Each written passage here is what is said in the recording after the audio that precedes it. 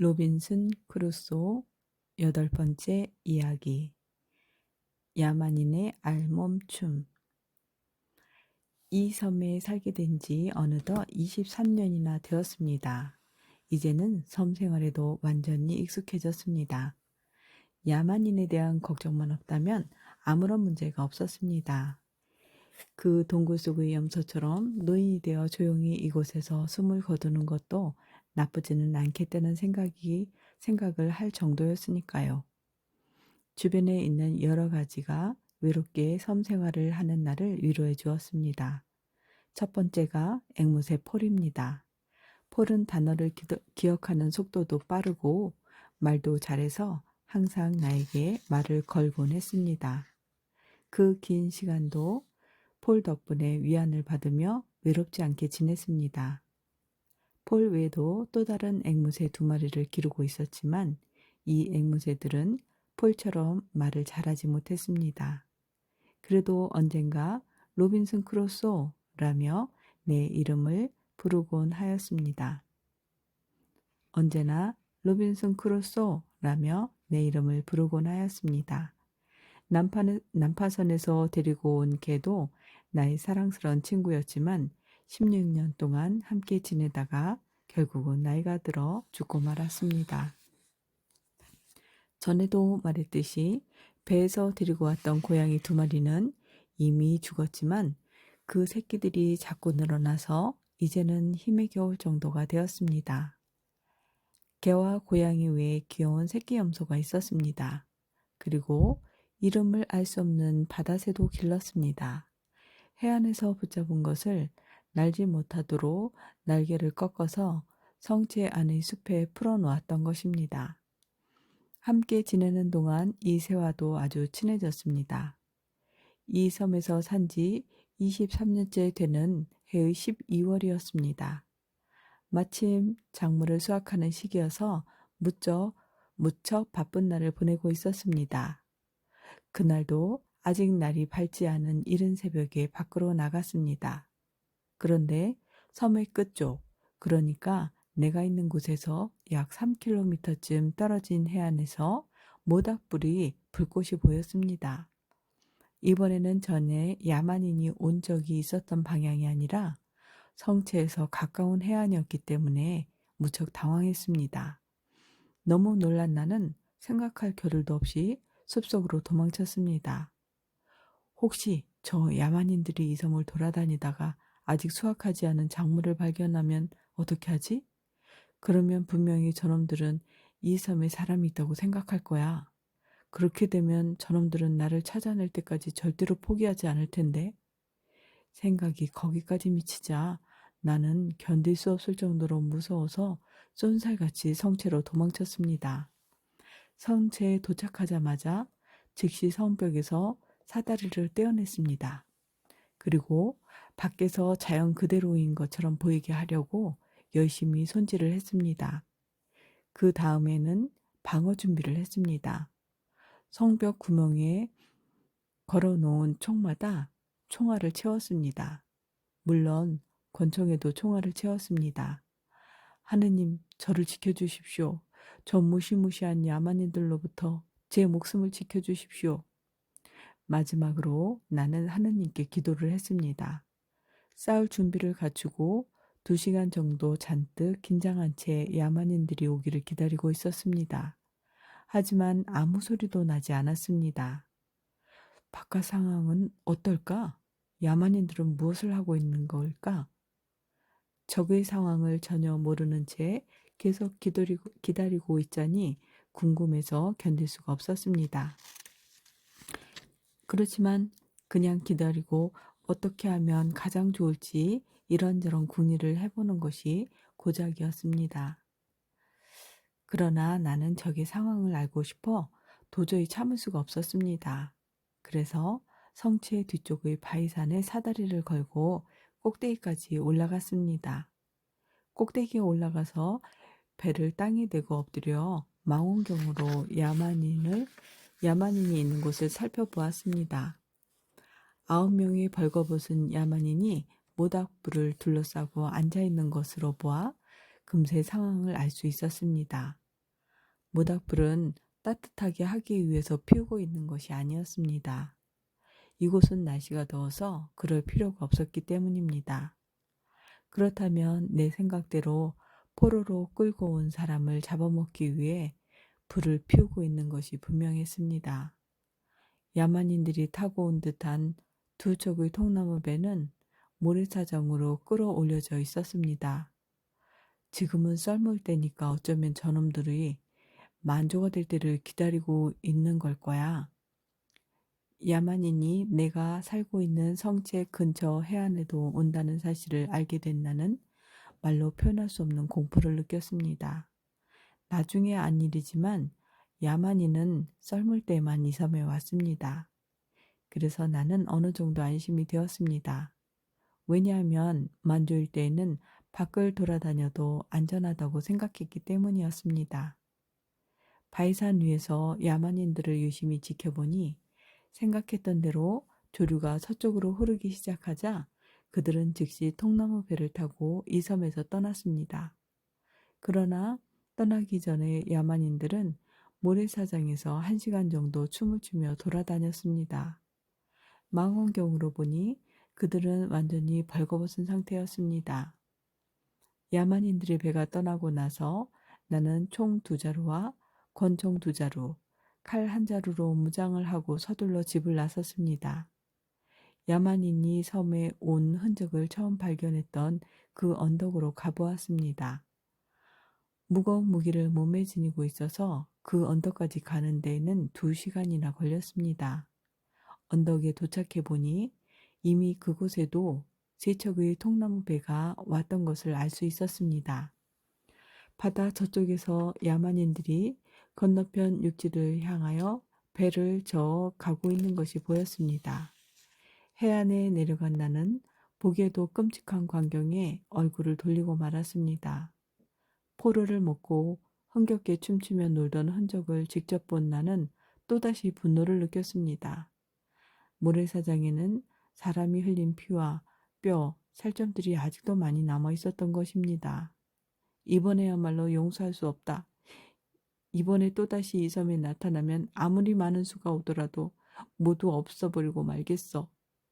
어찌나 화가 났던지 두려움보다 분노 때문에 몸이 부들부들 떨릴 정도였습니다. 한밤의 난파선. 야만인들이 그처럼 잔인하고 끔찍한 짓을 하러 섬에 오는 것은 그렇게 자주 있는 일은 아닌 것 같았습니다. 그들이 다시 이 섬에 온 것은 그로부터 1년 3개월이 지난 뒤였습니다. 그동안은 한 번도 그들의 모습을 보지 못했을 뿐만 아니라 모래사장에서 발자국을 본 적도 없었습니다. 야만인들은 비가 계속 내리는 우기에는 절대 오지 않았습니다. 그래도 나는 불안했습니다. 언제 그들로부터 갑작스러운 공격을 받을지 모른다는 생각에 한시도 마음을 놓을 수가 없었습니다. 이번에 그들이 오면 어떻게 하는 것이 좋을까? 어떤 방법으로 혼내면 좋을까? 지난번처럼 섬의 저쪽과 이쪽 두 군데로 왔을 경우에는 어떻게 하지? 그런 생각을 하면서 나는 이런저런 작전을 세웠습니다. 하지만 만약 10명이든 20명이든 그들을 모두 죽인다고 해도 그 후로 그들이 다시 오지 않는다는 것도 아니잖아? 그렇게 되면 어떻게 할 거야? 나는 나 자신에게 물어보았습니다. 만약 바로 그 다음 날 몰려온다면 어떻게 하지? 그 다음 주에도, 그 다음 때에도 야만인들이 계속 몰려오면 너는 어떻게 할 거야? 어쩔 수 없지. 계속해서 죽일 수밖에 없잖아. 그렇다면 너는 그 야만인들보다 훨씬 더 많은 인간을 죽이게 될걸? 혼자 이런저런 생각을 하다 보니 나는 더욱더 불안해졌습니다. 그래서 외출할 때는 주의를 항상 경계했습니다. 염소를 기르고 있어서 다행이야. 덕분에 총을 사용하지 않아도 괜찮으니까. 그들이 와 있는 것을 모르고 총을 쏜다면 그들은 깜짝 놀라서 도망치겠지? 그렇지만 그 다음에는 훨씬 더 많은 동료들을 데리고 이상한 소리의 정체를 밝히러 올 거야. 나는 놈들이 몰려오지 아는 1년 3개월 동안 두려움에 떨며 지냈습니다. 밤에는 무서운 꿈에 시달리면서 말입니다. 그러던 5월 어느 날, 나무에 새긴 달력으로 5월 16일이 되던 날에 안타까운 일이 일어났습니다. 그날은 하루 종일 폭풍우가 쏟아지고 천둥과 번개가 쳤습니다. 밤이 되어도 폭풍우는 전혀 그칠 기미를 보이지 않았습니다. 나는 마음을 안정시키려고 성경을 읽고 있었습니다. 그때 바다 쪽에서 희미하게 들려오는 대포 소리에 깜짝 놀랐습니다. 저 소리는 틀림없이 대포 소리야. 나는 얼른 밖으로 뛰어나가 바위산에 사다리를 걸고 꼭대기로 올라갔습니다. 꼭대기에 올라가서 보니 캄캄한 바다 위에 빨간 빛이 번쩍거렸습니다. 또 대포를 쏘았군. 빛이 사라지는 것을 보며 대포 소리가 다시 들려오기를 기다렸습니다. 30초쯤 지나자 대포 소리가 또 들려왔습니다. 언젠가 내가 통나무 배를 탄 채로 떠내려갔던 그 근처인 것 같은데 분명히 배가 남파당에서 구조를 요청하느라 대포를 쏘며 신호를 보내고 있는 걸 거야. 그렇게 생각한 순간 나는 이쪽에서도 신호를 보내야겠다고 생각했습니다. 어쩌면 저 배에게 도움을 받을 수 있을지도 몰라. 나는 급히 서둘러 마른 장작을 모아서 높이 쌓은 다음에 불을 붙였습니다. 강한 바람이 불고 있어서 불은 활활 타올랐습니다. 분명히 저 배에서도 보이겠지? 어쨌든 저 배가 이 불길을 발견해야 할 텐데. 불이 활활 타올랐을 때 배에서 대포를 연속적으로 여러 발 쏘았습니다. 분명히 불을 보았다는 신호다. 나는 배에서 불을 보았다고 생각하고 밤새도록 열심히 불을 피웠습니다. 드디어 날이 밝았습니다. 폭풍우는 가라앉고 날씨는 맑게 개었습니다. 날이 밝아 섬의 동쪽 바다 한가운데에 떠있는 시커먼 물체가 어렴풋이 보였습니다. 배인지 무엇인지 확실하지 않았습니다.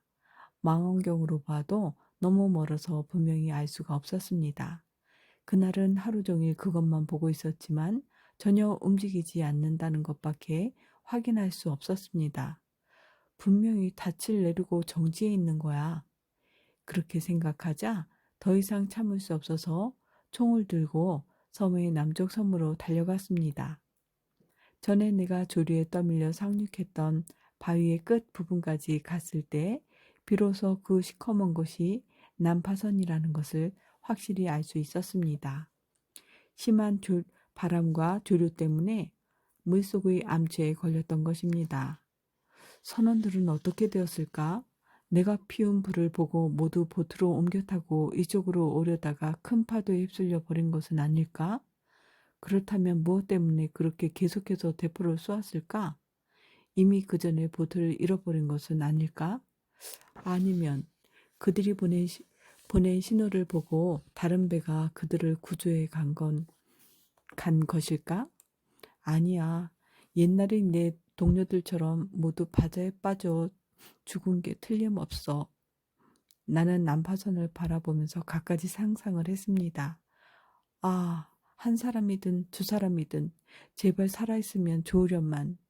단 한 사람만이라도 좋으니 어떻게든 무사히 내 쪽으로 피신할 수 있다면 내 말 상대가 되어줄 친구가 있으면 좋을 텐데 나는 마음속으로 간절히 기도했습니다. 아, 한 사람만이라도, 단 한 사람만이라도. 나는 무의식 중에 손을 꽉 움켜쥐고 필사적으로 외쳤습니다. 뜻밖의 소득. 그러나 나의 소망은 이루어지지 않았습니다.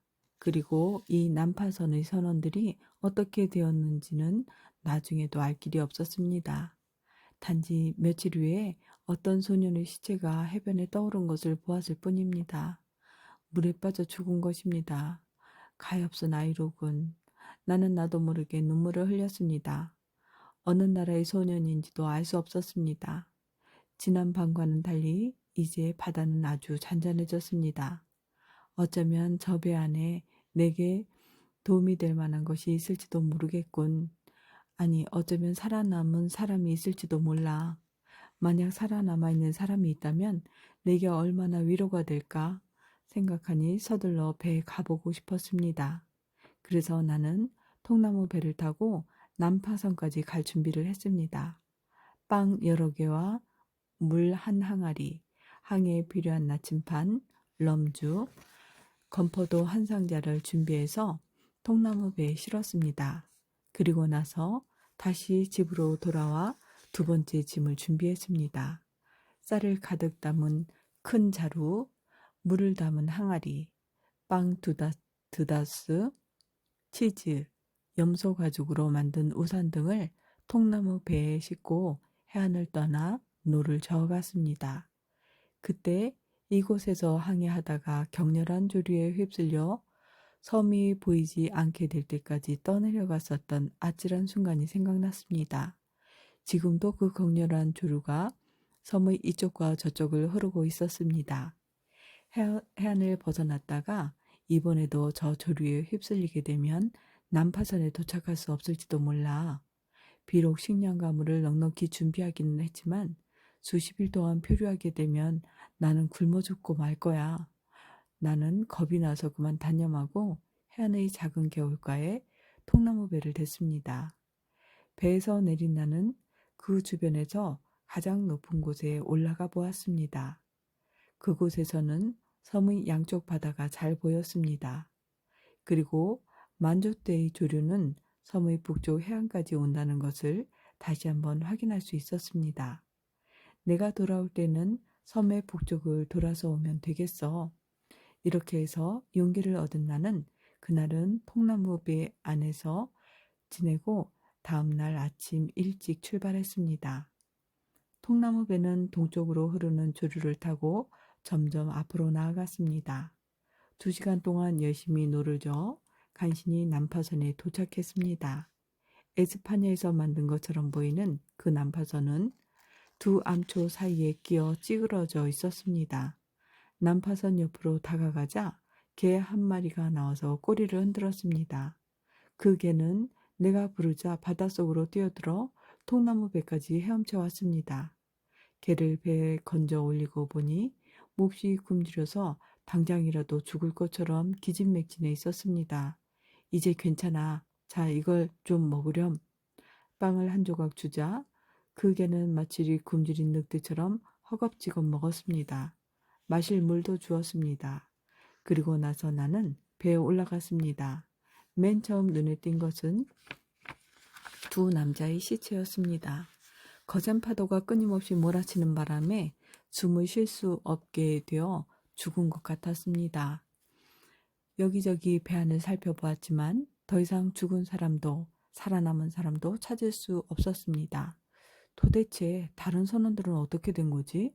전에 내가 탔던 배의 경우처럼 보트에 옮겨 탔다가 그대로 바다에 빠져 죽은 걸까? 나는 선원들이 어떻게 되었는지 전혀 알 수 없었기 때문에 그 밖에 쓸만한 것들이 있는지 둘러보았습니다. 그러나 대부분 바닷물에 젖어서 쓸모없었습니다. 그 중에 선원의 것이었을 것 같은 커다란 상자가 있었습니다. 그 중에 2개만 속에 무엇이 들어있는지 조사하지도 않고 통나무배로 옮겼습니다. 이 2개의 상자 외에도 술이 들어있는 통을 1개 발견했는데 너무 커서 통나무배로 간신히 옮길 수 있었습니다. 그리고 총과 2kg 정도의 화약이 뿔로 만든 화약통에 들어있는 것을 발견했습니다. 총은 이제 내게 별로 필요가 없었기 때문에 화약만 가지고 가기로 했습니다. 평소에 굉장히 아쉬웠던 부삽도 실었습니다. 작은 주전자 2개, 냄비, 고기를 굽는 석쇠도 실었습니다. 이런 짐들과 개를 싣고 바로 그때 섬을 향하여 흐르기 시작한 조류를 타고 해가 질 무렵에 섬으로 돌아왔습니다. 몸은 이미 파김치처럼 지쳐 있었습니다. 그래서 그날 밤은 통나무 배 안에서 잤습니다. 다음날 아침 나는 물건들을 육지로 올려놓고 내용물을 조사해 보았습니다. 통에 들어있던 술은 럼주 같았는데 맛은 별로 좋지 않았습니다. 그 밖에도 아주 맛있어 보이는 설탕에 절인 과일이 있었습니다. 병뚜껑이 꽉 닫혀 있어서 다행히 바닷물은 들어가지 않았습니다. 이야, 이런 고마운 곳이 다 있었네. 내가 소리 지르며 기뻐한 이유는 질 좋은 셔츠 4~5장과 흰 수건이 1다스 반이나 들어있었기 때문입니다. 덕분에 오랜만에 손수건을 사용할 수 있겠군. 땀이 흐를 때 손수건으로 얼굴을 닦으면 기분이 상쾌해질 거야. 그렇게 혼자 중얼거리면서 상자 안에 있는 돈 상자를 열어보았습니다. 8레알 은하가 들어있는 큰 주머니가 3개나 나왔습니다. 세어보니 전부 1100립이나 되었습니다. 은하 외에도 종이에 쌓인 에스파냐 금화 6잎과 작은 금 막대기가 나왔습니다. 마지막 상자에는 옷 몇 벌을 제외하고 중요한 것은 없었습니다. 단지 1kg 정도의 화약이 들어있을 뿐이었습니다. 이 상자에도 에스파냐 금화가 50립 정도 들어있었습니다. 이런 은하보다는 구두나 양말이 훨씬 좋은데, 솔직히 말하면 난파선에 있던 두 남자에게서 벗겨온 구두가 2켤레 있었습니다. 그러나 투박하고 불편해서 구두라기보다는 오히려 남학신 같았습니다. 자, 이 짐들을 빨리 정리하자. 우선 무거운 돈은 새로 발견한 동굴까지 운반해서 그곳에 보관해 두었습니다. 그리고 나서 다른 짐들도 무사히 옮겨 정리하고는 다시 통나무 배를 저어 안전한 비밀 장소로 가지고 가서 숨겨두었습니다. 그리고 서둘러 집으로 돌아갔습니다. 우리 집은 내가 떠날 때와 조금도 변함없이 여전히 안전하고 평화로웠습니다. 그래서 나는 안심이 되었습니다. 아, 역시 내 집이 제일 편하구나. 그때부터 나는 한동안 외출도 하지 않고 집안일만 하면서 평화롭게 지냈습니다. 하지만 평화롭게 지내고 있다고 해도 야만인이 언제 올지 알 수 없는 상황이어서 예전처럼 유쾌하게 보낼 수가 없었습니다. 그리고 외출할 때에는 야만인이 올 염려가 없는 섬의 동쪽으로만 갔습니다. 그렇게 다시 2년이 흘렀습니다. 그런데 나라는 사람은 편하게 가만히 있지 못하는 성격으로 태어난 모양입니다. 얌전히 섬에서 지내면 좋을 텐데 어떻게 해서든 이 무인도에서 벗어나고 싶어서 매일 여러 가지 계획을 세우며 보냈습니다. 때로는 그 난파선에 다시 한번 가볼까 생각하기도 하고, 이미 저 배에는 아무것도 남은 게 없어. 게다가 저 격렬한 조류에 휩쓸린다면 그것으로 끝이야. 아무리 내 자신을 타일러 보아도 한 번 더 가보고 싶다는 생각은 전부 더 강해지기만 했습니다. 아, 줄리와 도망쳤을 때 사용한 그 큰 보트가 지금 있다면 어디든지 항해할 수 있을 텐데. 무인도에서 벗어나고 싶다는 열망에 사로잡혀 간혹 이런 엉뚱한 생각을 하기도 했습니다. 아무래도 인간이란 자신의 현재 형편에 만족하지 못하는 법인가 봅니다. 그렇다면 내가 그런 사람의 가장 좋은 본보기일지도 모릅니다. 브라질에서 농장이 잘 되고 있었으니 만일 그곳에서 그대로 계속 지냈더라면 지금쯤 큰 부자가 되어 있을 것입니다. 지금이 나도 그렇습니다. 지금까지 이 섬에서 무사히 지내왔으니까 이대로 계속 얌전히 지내면 좋을 텐데도 어떻게든 이 섬에서 빠져나갈 계획을 세우기 시작했던 것입니다. 어째서 내가 그런 생각을 하게 되었는지 그 이유를 들려드리겠습니다. 오늘은 여기까지 읽겠습니다.